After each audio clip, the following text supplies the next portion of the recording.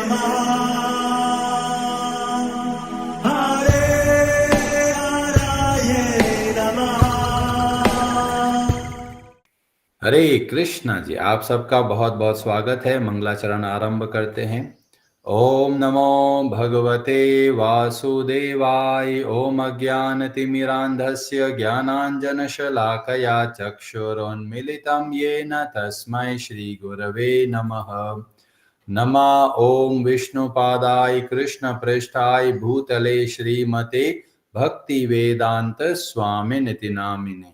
नमस्ते सारस्वते देवे गौरवाणी प्रचारिणे निर्विशेष शून्यवादी पाश्चात्य देश तारिणे। जय श्री कृष्ण चैतन्य प्रभु नित्यानंद श्री अद्वैत गदाधर श्रीवासादि गौर भक्त वृंद। हरे कृष्ण कृष्ण कृष्ण हरे हरे, हरे राम राम राम हरे हरे। कार्पण्य दोषोपहत स्वभावः पृच्छामि त्वां धर्म सम्मूढचेताः। यच्छ्रेयस्या निश्चितं ब्रूहि तन्मे शिष्यस्ते अहं शाधि मां त्वां प्रपन्नम्। हरे कृष्णा जी, भगवद गीता अध्याय 3 श्लोक नंबर 37 आरंभ करते हैं। ब्रजेश्वरी जी, आप पढ़ेंगे संस्कृत। हरे कृष्ण। श्री भगवानुवाच कामेश क्रोधेश रजोगुण समुद्भवः महाशनो महापापमा विधेयनम् इह वैरिणम्। हरे कृष्ण। हरे कृष्णा जी। श्री भगवान उवाच, श्री भगवान ने कहा, कामः विषय वासना एषः यः, क्रोधः क्रोध एषः यः, रजः गुण रजोगुण से समुद्भवः उत्पन्न महाअशनः, सर्वभक्षी महापापमा महान पापी विद्धि जानो एनम इसे, यह इस संसार में वैरिणम महान शत्रु। श्री भगवान ने कहा, हे अर्जुन, इसका कारण रजोगुण से के संपर्क से उत्पन्न काम है, जो बाद में क्रोध का रूप धारण करता है और जो इस संसार का सर्वभक्षी पापी शत्रु है। हरे कृष्णा जी। तो अर्जुन ने बहुत ही महत्वपूर्ण प्रश्न किया कि लोग पाप क्यों करते हैं और न चाहते हुए भी वो पाप कर बैठते हैं, इसका क्या कारण है। और भगवान श्री कृष्ण बहुत सुंदर तरीके से उत्तर देते हैं कि वास्तव में जो पाप करवाता है वह है काम और क्रोध। ये दो ऐसे महान शत्रु है और क्रोध के मूल के अंदर भी काम वासना है। किसी को सुख पाने की इच्छा है और सुख पाने की इच्छा में कोई रास्ते में रुकावट आ जाती है तो वह क्रोध बन जाता है। और इसीलिए भगवान ने बोला, हमारा सबसे बड़ा शत्रु है काम वासना। कई लोग समझ नहीं पाते कि काम वासना क्या होती है और काम और प्रेम में क्या अंतर है। तो पिछले जो सेशन था उसमें हमने विस्तार से बताया था काम की परिभाषा क्या है, प्रेम की परिभाषा क्या है। आज हम लोग थोड़ा अध्ययन करेंगे क्रोध के संबंध में। और जो काम वासना है वो बहुत सरल शब्दों में बताया गया, भगवान को भूल कर अपने मन के मजे के लिए जो भी कार्य किया जाता है वह सब काम वासना कहलाती है। उसी को कामना कहते हैं, उसी को मनोकामना कहते हैं। जो मन से उत्पन्न इच्छाएं होती है, जिसमें सुख भोगने की इच्छा है, वो सब का सब काम है। और वह काम क्या करता है, हमारा सबसे बड़ा शत्रु है, क्योंकि उसके आवेश में आकर लोग गलत कार्य करते हैं। जैसे कोई व्यक्ति के अंदर अगर भूत घुस जाए तो उसका आचरण बहुत बदल जाता है, वो ऊट पटांग कार्य करने लग जाता है। ऐसे ही भगवान बोलते हैं, व्यक्ति खराब नहीं है, हर एक व्यक्ति, हर एक जीवात्मा भगवान का अंश होने के कारण बहुत ही शुद्ध, बहुत ही सात्विक है। पर जैसे ही उस व्यक्ति के अंदर भूत घुस जाता है तो उसका पूरा आचरण बदल जाता है। ऐसे ही जब हम अपनी कामनाओं के अधीन हो जाते हैं तो ही हम गलत कार्य की ओर बढ़ते हैं। कई लोग सोचते हैं अरे छोटी सी तो इच्छा है, वो पूरी कर लेते हैं, क्या तकलीफ है। वो छोटी सी इच्छा अगली बार उसको और फोर्स करती है। अगली बार जो सरल इच्छा दिखती थी, अगली बार थोड़ी और खींचेगी, उसके बाद थोड़ी और खींचेगी। और इसी तरह से एक सामान्य व्यक्ति बहुत बड़ा नशे के रास्ते पे चल पड़ता है। शुरू शुरू में सोचता है अजी हमारी इच्छा होती है तो कभी कभार पी लेते हैं, सिगरेट पी लिया, ये गलत काम कर लिया, कभी कभार चलता है जी। सोसाइटी में रहते हैं, सोशल नेटवर्क बनाने के लिए कभी कभार ऐसा करते हैं, कोई तकलीफ क्या है। वो थोड़ा थोड़ा गलत रास्ते पे आगे बढ़ते बढ़ते ऐसा लगता है जितना भोगों के पीछे भागते हैं उतना हमारे गले के अंदर एक रस्सी का जोड़ मजबूत होता चला जाता है। और एक समय ऐसा आ जाता है कि उसके नशे के बिना रहा ही नहीं जाता। कई लोग बहुत बुरा व्यवहार करते हैं, समाज के अंदर गलत कार्य करते हैं, वो ऐसे ही नहीं बने हैं। बहुत जन्मों का गलत कार्य थोड़ा थोड़ा करते करते वो आज ऐसी जगह पर पहुंच गए। और इसीलिए भगवान हमको बहुत सावधान करते हैं कि इन कामनाओं के अधीन होकर कार्य नहीं करना है, अपने मन के अधीन होकर कार्य नहीं करना है।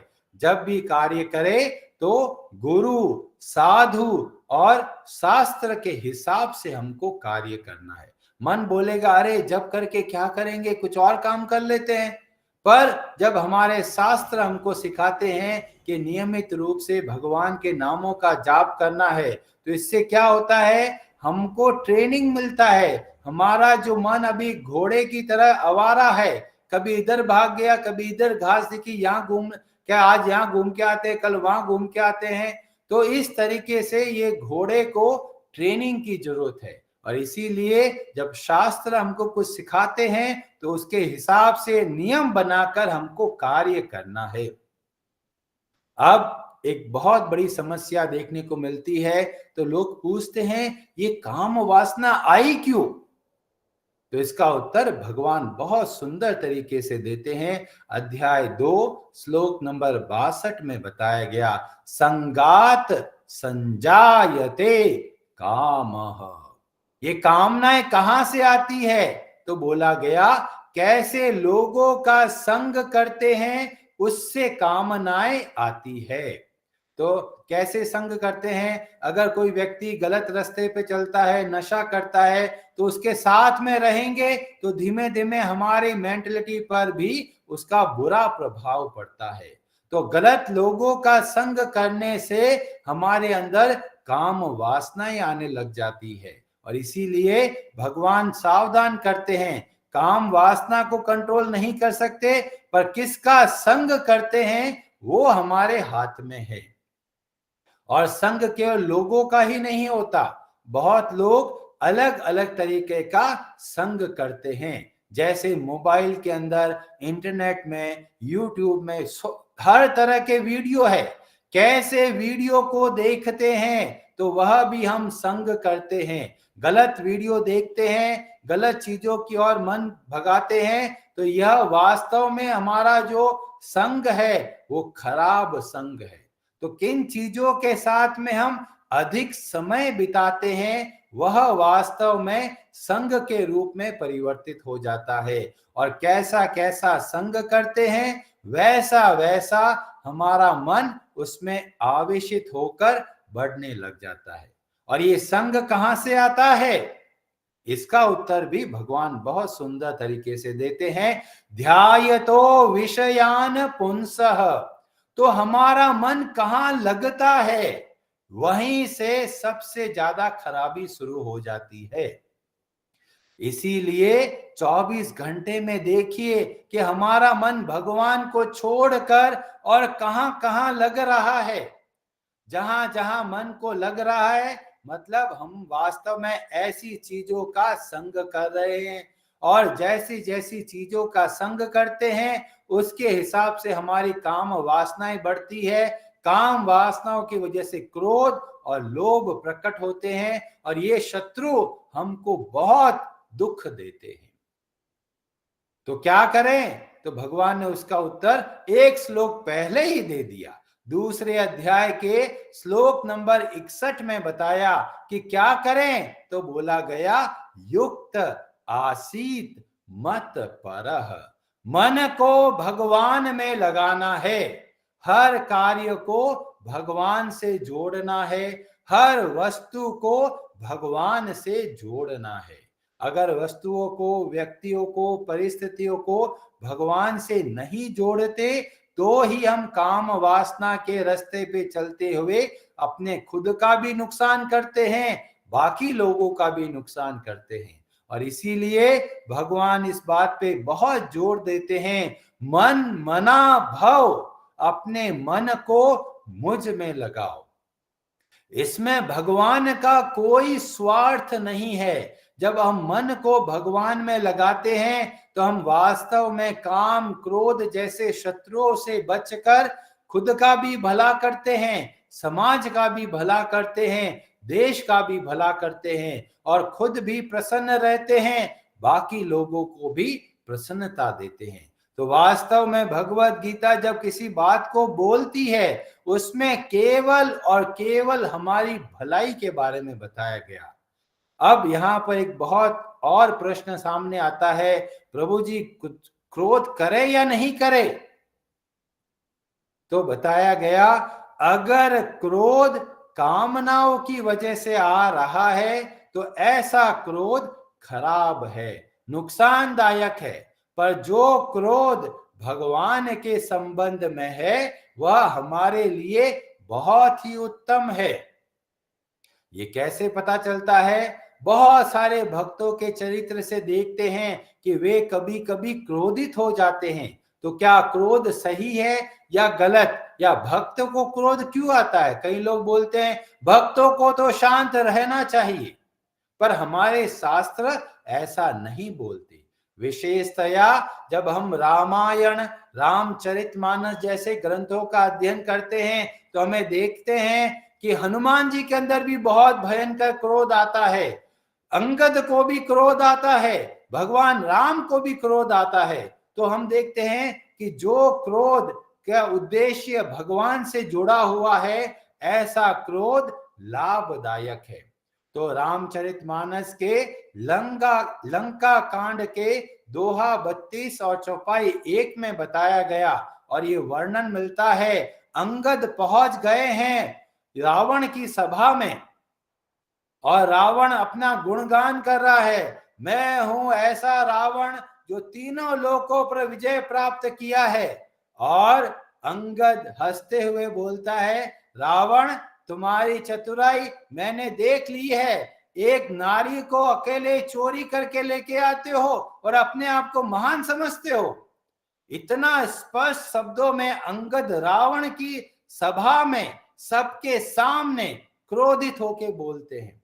तो भक्तों को हमें प्रेरणा मिलती है कि जहां पर क्रोध करना है वहां पर अच्छे से क्रोध कीजिए। वहां पर बताया गया, जब ते ही किन्ही राम के निंदा, जैसे ही रावण ने भगवान राम की निंदा करी तो क्या हुआ? क्रोधवंत अति भयउ कपिंदा, अंगद भयंकर क्रोधित हो गए और बोलते हैं, हरि हर निंदा सुनई जो काना, होई पाप गो घात समाना। अगर कोई व्यक्ति भगवान हरि की निंदा सुनता है, भगवान हर या शिव जी की निंदा सुनता है, उनको क्या लगता है? एक गाय को मारने जैसा पाप लगता है, गो हत्या का पाप लगता है। अगर हम ऐसे व्यक्ति से बातें सुनते हैं जो भगवान हरि की निंदा करता है, भगवान शिव की निंदा करता है, और ऐसे समय में क्रोध करना चाहिए। और अंगद ने वही किया। बहुत ही क्रोधित हुए और क्रोधित होकर अपना पांव उस सभा में रखा और बोला कि अगर कोई इस पांव को हिला दे तो भगवान राम वापस चले जाएंगे। बोलते हैं, जो मम चरण सकसी सठ तारी, फिर ही राम सीता में हारी। मैं भगवान राम की सौगंध लेके बोलता हूं कि भगवान राम वापस चले जाएंगे। इतना भरोसा अंगद को भगवान राम के ऊपर, और ऐसा पांव रखा। ये सब रावण की सभा वाले लोग हंसने लगे। अरे ये बंदर है, बंदर के पांव को उठाने में कितना समय लगता है। और धीमे धीमे सारे योद्धा आ गए, कोई भी अंगद के पांव को हिला नहीं पाया। और अब कपि बल देखी सकल ही हारे, सब के सब अपने मन में हार गए। उठा आपू कपि के परचारे, खुद रावण खड़ा हो गया और अब झुकने के लिए तैयार है अंगद का पांव पकड़ने के लिए। और देखिए अंगद के अंदर चतुराई, गहत चरण कह बाली कुमारा। उसी समय अंगद ने अपना पांव हटा लिया। मम पद गहे न तोर उभारा। अरे मूर्ख, मेरे पांव क्यों पड़ रहा है? पांव पड़ना है तो भगवान राम के पड़ो। कितनी अद्भुत चतुराई और कितना अद्भुत क्रोध हमें देखने को मिलता है। तो जो क्रोध भगवान के संबंध में हो वह क्रोध करना है, अवश्य करना है। जो व्यक्ति भगवान श्री राम, भगवान कृष्ण, भगवान विष्णु, भगवान शिव किसी की भी निंदा करता है तो यह हमारा दायित्व है कि वापस जवाब देना है, चुप नहीं बैठना है। और अगर आपके पास उत्तर नहीं है तो उसी समय उस जगह को छोड़कर चले जाना चाहिए। तो क्रोध करना है, पर कैसी परिस्थिति में क्रोध करना है यह हमको शिक्षा मिलती है हमारे शास्त्रों से। भक्त होते हैं, मूर्ख नहीं होते। कहां पर क्रोध करना है, कहां पर क्रोध नहीं करना है, भक्तों को बहुत अच्छे से पता है। और इसीलिए सदैव शांत नहीं रहना है। जहां पर जैसी परिस्थिति है उसके हिसाब से हमको कार्य करना है। हरे कृष्णा जी, आप सबका बहुत बहुत धन्यवाद। आप में से किसी का कोई प्रश्न हो तो आप अपना हाथ खड़ा कर सकते हैं। और आज की कथा से आपको क्या शिक्षा मिली वह भी बताना चाहे तो आप बता सकते हैं। अनुमाता जी, शेखर प्रभु जी, आप कुछ कहना चाहते हैं? हरे कृष्णा प्रभु जी। हरे कृष्णा जी। प्रभु जी, जैसे आप बता रहे थे कि जब भक्तों के लिए या किसी भगवान के लिए कोई कुछ कहता है तो वो क्रोध करना उस समय सही है। तो प्रभु जी, जैसे हम लोग वो संवाद सुनते हैं भगवान का, जब जो भगवान ने महाभारत के अंदर जब उसके ऊपर क्रोध किया था और उसकी गर्दन काट दी थी, उनका नाम शिशुपाल। तो तब किसका डिफेम हो, मतलब उस टाइम में किसके लिए जो है वो वर्ड जैसे यूज किए जा रहे थे? मोस्टली आई थिंक भगवान के ऊपर था। तो उस कॉन्टेक्स्ट को हम कैसे ले सकते हैं? या फिर जैसे वो जब मोहिनी अवतार में भगवान वो अमृत का जल जो है वो दे रहे थे, तो गलती से राहु और वो आके बैठ गए थे, तो तब भी भगवान क्रोधित हुए थे। तो वो ये दो जो क्रोध थे ये किस प्रकार के और कैसे हम इसे शिक्षा ले सकते हैं? भगवान का क्रोध केवल हमारे कल्याण के लिए होता है, केवल हमारी शिक्षा के लिए होता है। तो जैसे शिशुपाल के समय भगवान जब क्रोध करते हैं तो भगवान का क्रोध केवल ऐसा है जैसे माँ अपने बच्चे पे क्रोध करती है। माँ बच्चे पे क्रोध कितना भी कर ले, माँ के अंदर यही भाव होता है कि ये मेरा अपना है। और माँ अगर गुस्सा करती है, क्यों गुस्सा करती है? बच्चे की भलाई के लिए। ऐसे ही जब भगवान के अंदर क्रोध देखने को मिलता है तो वह क्रोध वास्तव में हमारे लिए कल्याण कारक है। जैसे कि भगवान जब दिखते हैं भी क्रोध कर रहे हैं, पर वास्तव में क्या किया? शिशुपाल को मुक्ति प्रदान करी। तो हमें देखने को मिलता है कि भगवान का जो क्रोध है वह भी हमारे लिए लाभदायक है। तो इसीलिए भक्तों का क्रोध, भगवान का क्रोध को समझने के लिए हमें अच्छे से शास्त्रों का अध्ययन करना है। जो क्रोध सुख भोगने की इच्छा से आता है, ऐसे ही क्रोध से हमको बचना चाहिए। जी प्रभु जी, हरे कृष्णा। हरे हरे नमः।